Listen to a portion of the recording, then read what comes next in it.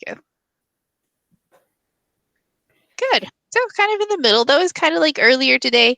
A lot of us are pretty comfortable with it, and I'm talking about like, knowing all the tools in it and keyboarding and like pretty much everything that encompasses it. So some of us are novice, some of us are pretty proficient with it. I think I do pretty good. There's probably still a few tools in there that I never even use. So I would say maybe I'm like maybe a 4. I don't know. But I know a lot. I know a lot. So, and I kind of had to. Whenever I got Google certified, I had to know all the ins and outs. And whenever I had to go test for that, I had to know a lot of the things that were in there in case I had to teach about it. So that's kind of what we're talking about today is you have to know the tools that you're using in the classroom and teaching to your students. And so I have another question that kind of goes with that is how would you rate your students? How proficient do you think your students are when using a word processor? And I say word processor because there's so many out there. There's Google Docs, there's Pages, there's Microsoft Word. There's a whole bunch free online. There's others that you can purchase. And so the one that, you were using now probably wasn't the one that they started out as back in kindergarten. So how would you rate your kids' skills? So again, 1 through 5, would you say they are proficient, a 5, or would you say that they're not at all, a 1? So not for you. Oh, okay. That's okay. So for those of you that have seen the kids, are they doing okay? Do you think they need to improve?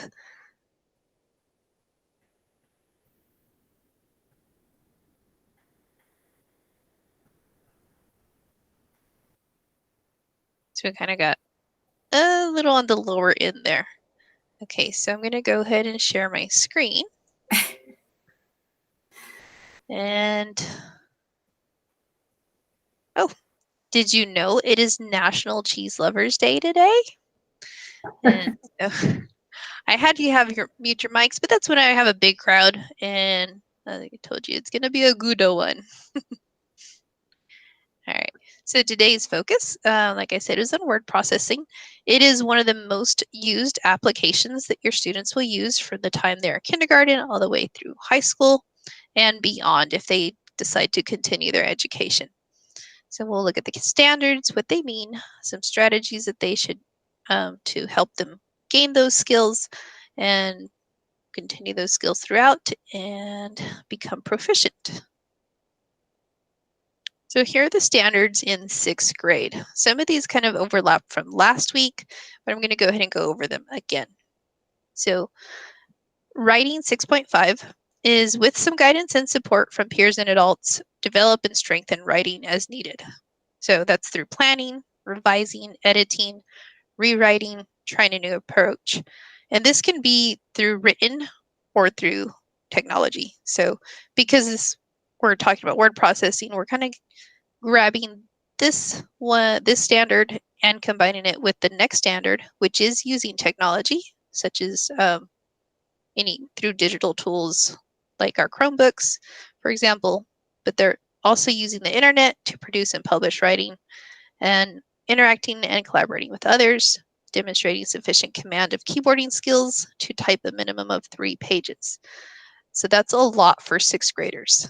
So according to, a little bit of feedback, and I'm pretty sure it's like this across the board, our kids are not where they need to be in 6th grade. They should have had at least 6 years of exposure to word processor, starting from kindergarten all the way to 5th grade.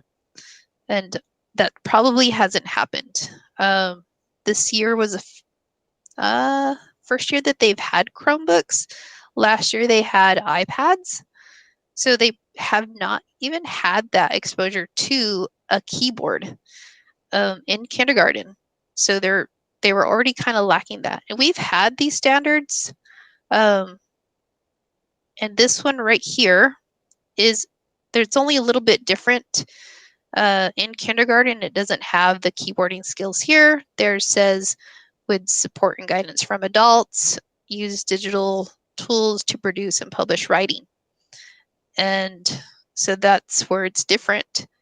But that same standard starts in kindergarten, and we just haven't had that. We only started to use Google just recently. So before that, we had Microsoft Word, but I don't think that that's been pushed as much onto our kiddos as it should have, even though these standards have been around since 2010. And so your sixth graders should have had it, let's see, 2014 when they started kindergarten. But I really doubt that they've had all of this practice with it all these years. So we are really behind. So we really need to push this onto them as much as we possibly can. So in a way, all this virtual learning has kind of been, I hate to say that, but like a blessing in disguise of them having to use the computers all the time. A lot of people hate it. I'm not completely hating it. I'm kind of glad that my kids have to use the computers because it is forcing them to have to use those skills. And so the next one is write routinely over extended time frames. Time for research, reflection, revision, and shorter time frames, such as single sitting or a day or two for a range of discipline-specific tasks, purposes, and audience. So what this one means is being able to work on a certain topic or project over time. The next one is speaking and listening, and it's engage effectively in a range of collaborative discussions, one-on-one, in groups, and teacher-led with diverse partners on grade 6 topics, texts and issues, building on others' ideas, and expressing their own clearly. And that one has been a challenge because of our virtual learning, but because of the tools that have been presented to us, like the breakout rooms and the other one, things like that, we've kind of been able to get those a little bit easier. And if you're still not familiar with those, let me know, meet with me. I can show you how to use those either through Blocksy, through Kami, or the one in Google Meet, and I can show you how to use those. And then another speaking and listening standard 6.5 is include multimedia components, graphics, images, music, sound, and visual displays and presentations to clarify information. So there's a lot of standards in just word processing, but all of it kind of comes together to make the best out of this application. So the skills that they need to help with those standards are right here. So we'll introduce these in 6th grade. They need to be able to demonstrate use of intermediate features in word processing applications, such as using tabs, indents, headers, footers, endnotes, bullets, numbering, tables. They need to apply advanced formatting and page layout features when appropriate, such as columns, templates, styles to improve the appearance of documents and materials. Use the comment function and review for peer editing, and reinforce something that they've learned in 5th grade, which was highlighting text, copy, and paste text. So you would think they've had 6 years already. Ms. Chavez, why don't they already know how to use word processor? And that there's still all these skills that they need to use that they can learn soon. I think by 7th or 8th grade, all these skills will be pretty ingrained, and they'll have a good grasp on the word processor. So in 7th grade, a lot of the standards are the same. So I'm not going to go and reread all of these to you again. They're very similar. So I'm just going to go ahead and click to the next one. The only thing that changes here is that they'll have that one that was reinforced in 6th grade is going to be mastered in 7th, which is being able to highlight a text, copy and paste it in the word processor. You're reinforcing all the ones that were introduced last year. And then you do have an optional one here, and that is the track using the track changes feature. And so I'll show you what that one is by opening up a Word doc. So I'm just going to go to a demo, and I have here just a hello here, but it's this feature right here. And what it does is it tracks your work. So if I turn it on, I can suggest something here. So if I make a mistake, it's going to tell me I need to fix it.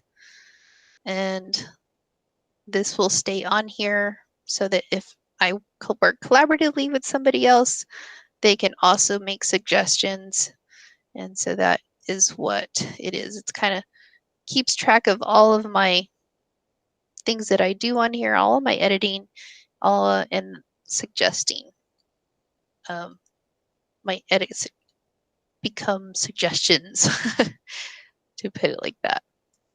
So that's where that is. Whoops, there we go. So it keeps track of that for you.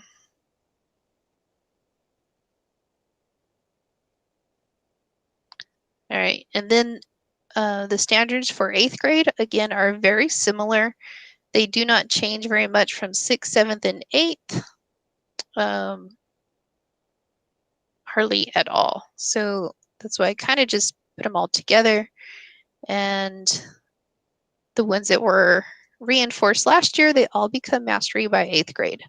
The ones that we're going to introduce in 8th grade is that track changes if you didn't. The one that was optional, if you didn't introduce it, you will introduce it in 8th grade, the one I just showed you.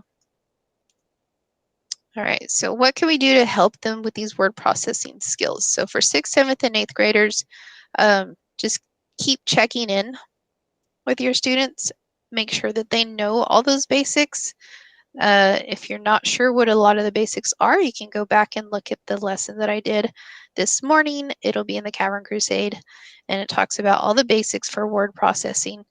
So make sure that they have those down first, and then look at the ones that were introduced in 6th grade, and meet one-on-one if you can, or in small groups, and have them show you what they can do on their own. Especially for your kiddos who may need special assistance, so that you can help them along to see what areas they may need help with. Is it just opening the document? Is it creating, indenting? Is it the formatting, things like that? Because it does get a little more tedious as they get into those upper grades, when it gets to be a little bit more structured in that. So help them out with those skills if you can with a smaller group. You could even have somebody who's a little more proficient work with them using those suggesting features, or they could share and collaborate together, share the document. And then make sure when you are introducing those features that you're only introducing one or two at a time. So if we're still in virtual learning, when you go over one of the lessons, and I'll open up a lesson here in a little bit, that you go ahead and do your lesson, but then say, okay, in this lesson, I want you to focus on indenting properly. So let's do that. And then if they are not proficient in keyboarding, there is one that I checked out, and it's called typing.com. And we'll go ahead and open that first before I go to a lesson. So it is free, and students can log in. You can sign up your kiddos. There's even some typing tests if you want to go ahead and have them see how quick they can type, things like that. And let's go check out grade 6. So I kind of separated some lessons here out of the Springboard, and I'm just going to make it a little bit bigger.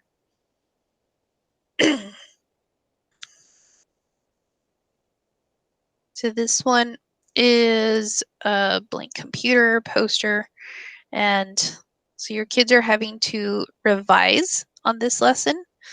And so if I said it, okay, on this lesson, I want you to focus on indenting. And so that's also revision. So a lot of this is already built into your lesson. Um, and so you may not even have to have like a focus thing that you want to focus on with word processing itself if it's already in your lesson. So they're already having to do something within the writing. So your writing, if it doesn't have some kind of component where they're having to use any of these skills that I mentioned earlier, then you can go ahead and introduce something like that. Let's go back to some of these skills here. Oops.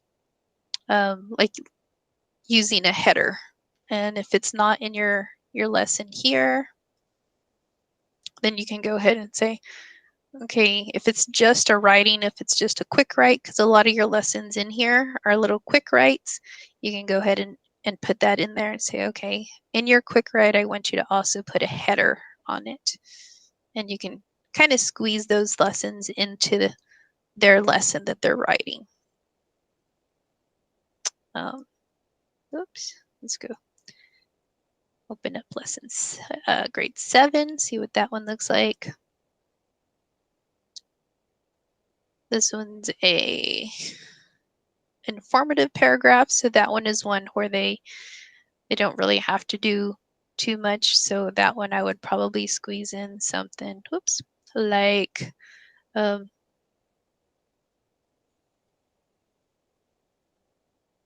putting some bullets or numbering. You're comparing and contrasting. So yeah, bullets on that one would be really good to compare and contrast two different things. And so yeah, little things like that can be easily put into just your everyday lessons. And I noticed a lot of your springboard lessons don't even have them going into digital. Like it doesn't say that they have to use the computer to write. It's just here. It just says write. So right now, I mean, they're kind of having to use their Chromebooks at home. If you don't want them to use their Chromebooks for whatever reason, you want them to write it out, that's totally up to you as a teacher, but I would highly encourage them to do it.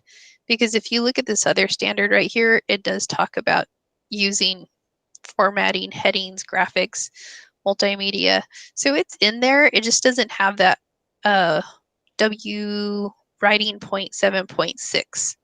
Just because it doesn't have the digital tool that they're using, that doesn't mean that they don't have to. Like it's not a focus standard, but I would think that they would have to use it to do something like this. Like how else are they going to format and put headings and graphics, charts and tables otherwise? It's going to be a little bit more difficult to do that on paper. So it was really hard to find that if you go to search the document and I put in the standard, but change it slightly.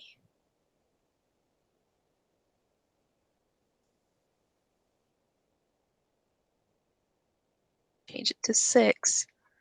It hardly ever comes up. So I'm not sure why, not this one. When I looked in the original one on Springboard, oh, because this one is just that one lesson.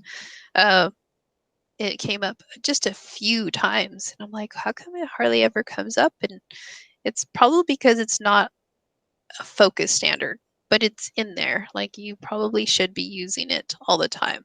Because I know in the elementary, it was almost in every single lesson where they're having to draft on something on the computers. All right. And take a look at the 8th grade one. It's probably, there's something, oops, a little too big.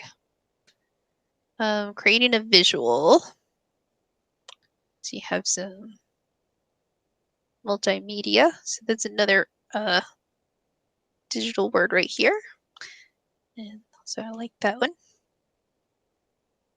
So yeah, they'll be using some downloaded audio, some videos. They do need computers with internet access on this one.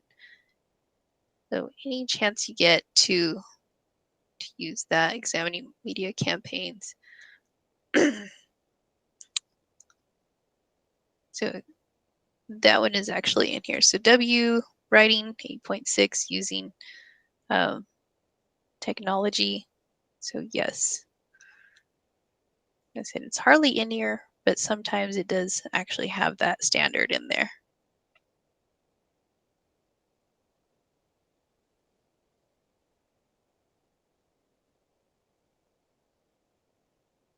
All right, so moving up to the high school, the standards are still pretty much the same. Develop and strengthen writing needed as needed by planning, revising, editing, rewriting, trying a new approach, focusing on addressing what is most significant for a specific purpose and audience. I'm not going to go ahead and finish that one, but use technology, including the internet, to produce, publish, and update individual or shared writing products, taking advantage of technology's capacity to link to other information and to display information flexibly and dynamically. So I think that right there is where it changes from 8th grade to here.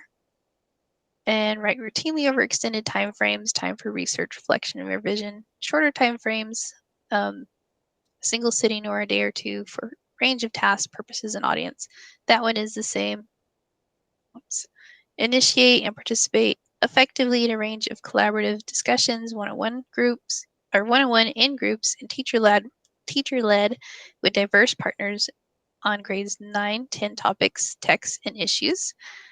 Building on others' ideas and expressing their own clearly and persuasively.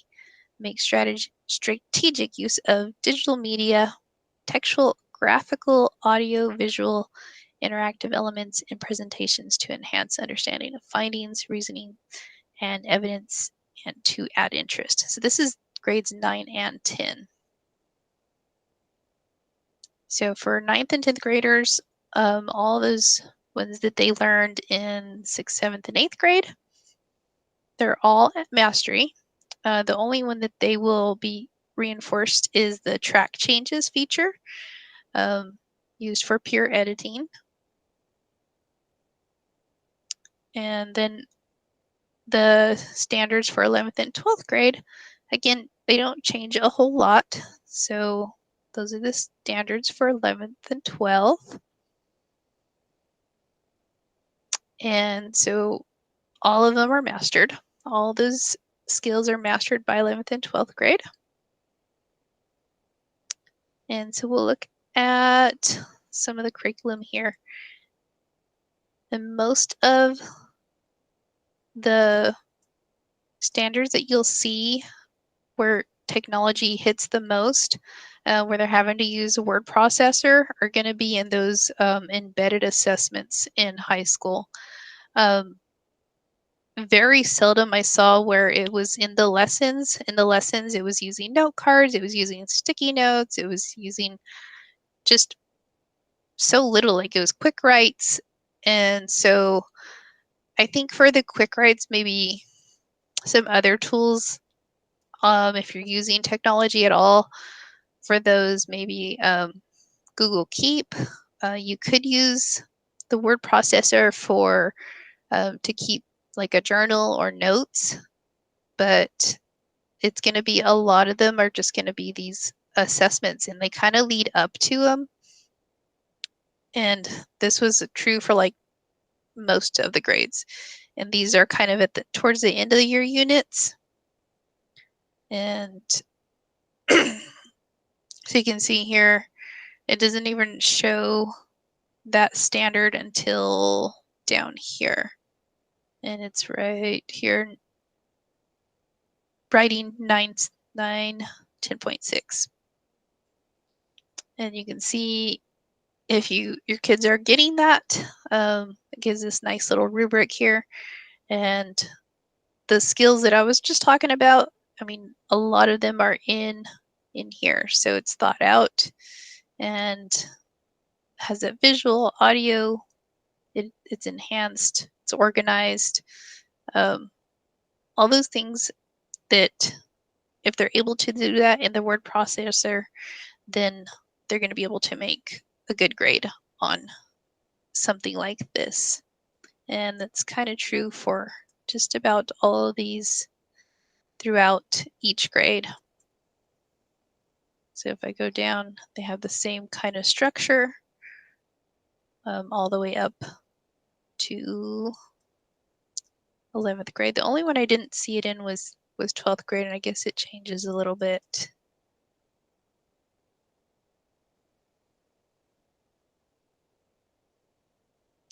This one is a little different too.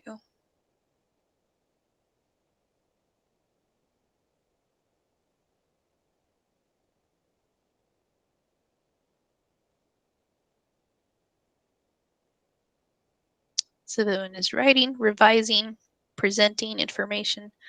But as you can see, that planning, developing, writing was the same skills that we saw in here. They're planning, they're writing.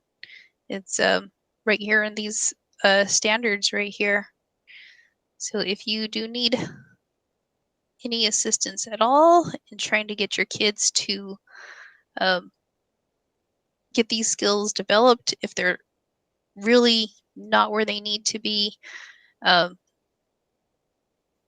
we'll try to work with me, make an appointment with me so that we can try and figure out how to get your kids where they need to be.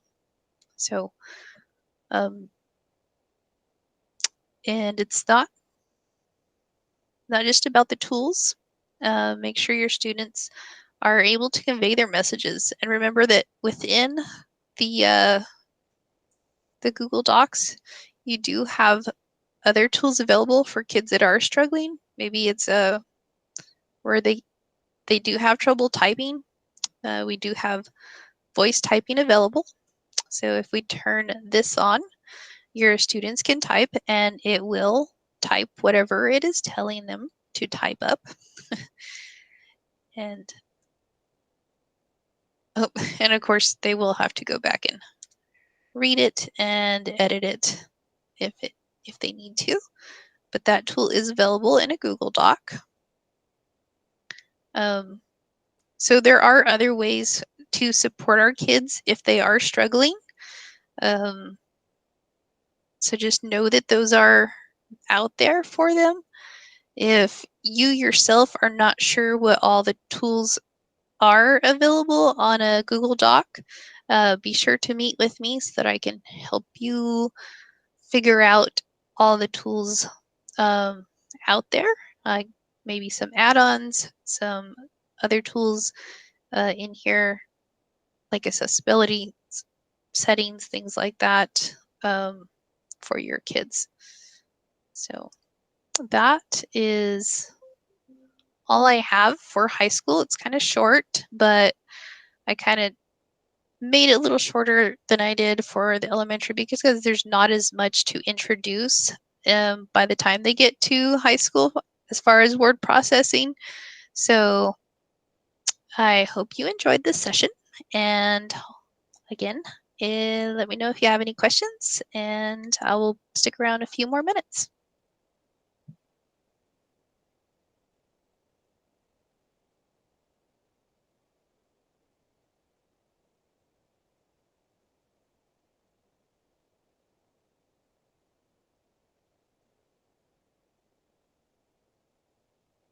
You're welcome. We'll see you later, Julie. Sounds good. Bye. Bye.